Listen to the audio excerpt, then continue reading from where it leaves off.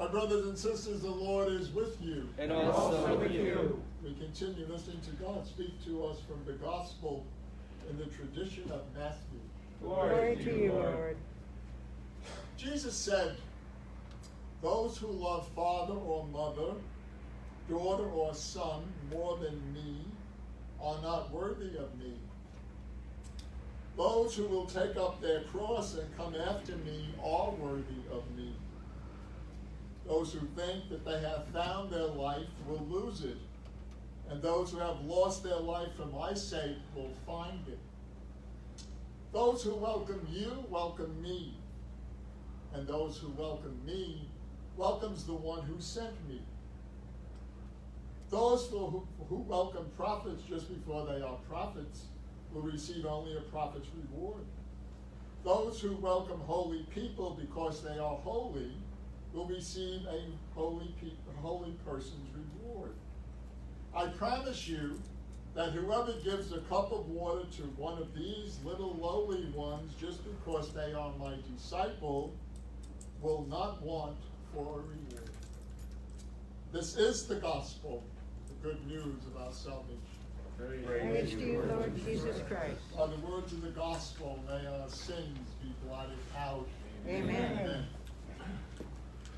So as always, it is good for us to be here, to come together and to allow God's love to be in us.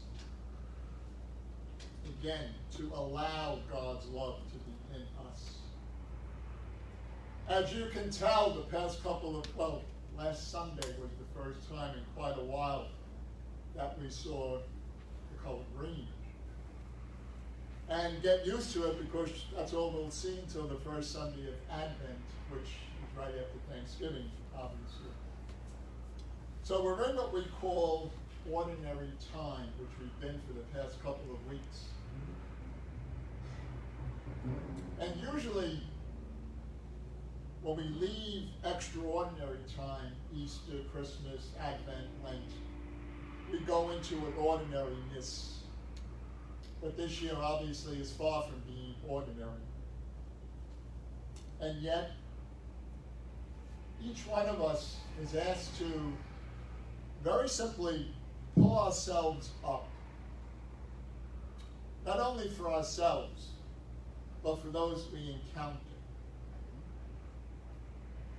You know, a lot of times, and I know Father Vinny can very well attest to this because of his 21 years as a hospice chaplain and my work at the hospital as well. If we monitor sad news too often, and I think a lot of us might spend too much time in front of a television or listening to the latest reports, what that leads to is a compassion of fatigue, where we bring ourselves down, where we don't give ourselves the opportunity to, as the second reading said, hope in God's love. We have to be careful of that. We have to be very careful that we don't get bored or bowed down with too much grief. And that's quite possible if we don't allow God to lift us up. Every moment of our lives is sacred. Not just when we gather in our church home, but I think there are too many people, and at times I can point the finger at me. Of course, when you point at somebody, 3 fingers come back to you.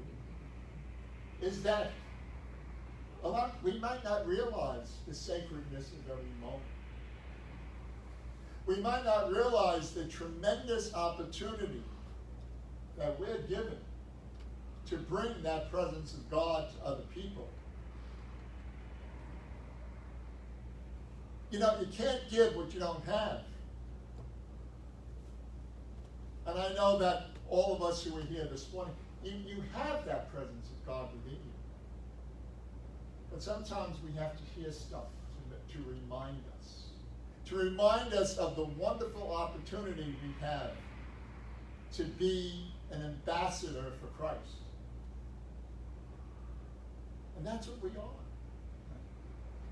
We have to be that person who brings the love of God to other people. Maybe even a smile. And I've noticed that one of the things from this time we're in is that people seem to be a little more kind to one another.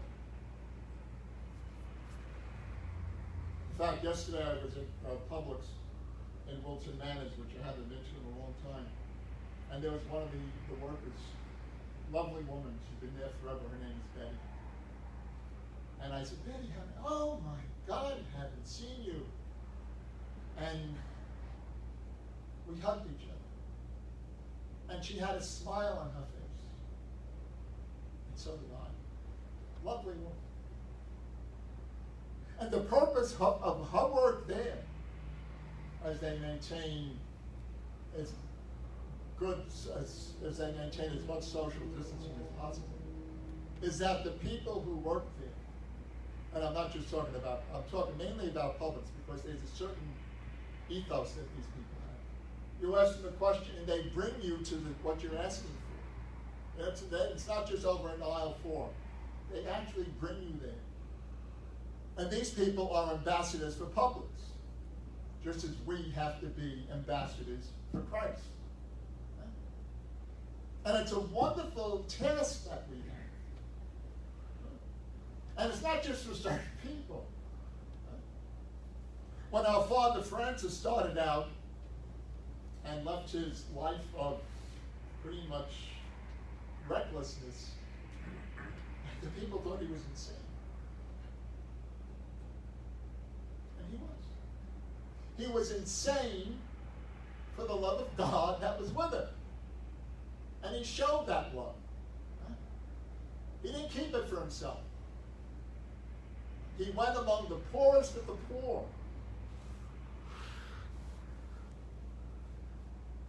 An example.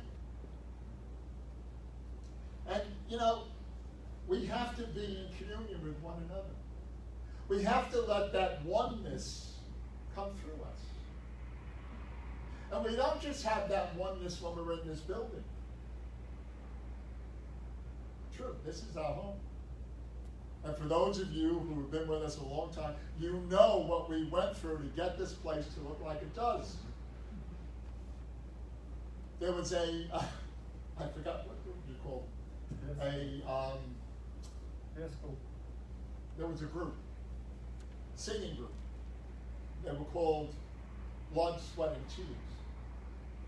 Wasn't that one? Yeah. And that's how we got here to where we are. Because we were in communion with one another. Because you gave us the opportunity. You made sure that your love showed for each one of us who make up this parish, which goes right back to you. So, we thank God for the present moment. We thank God that we'll get over this pain, that we'll learn to live through it, and continue to be that ambassador for Christ, that Christ who nourishes us, who feeds us, and who makes us one in God's presence. As always, pray for me as I pray for you. And may God bless us and keep us. May God's face shine upon us and give us peace, now and always.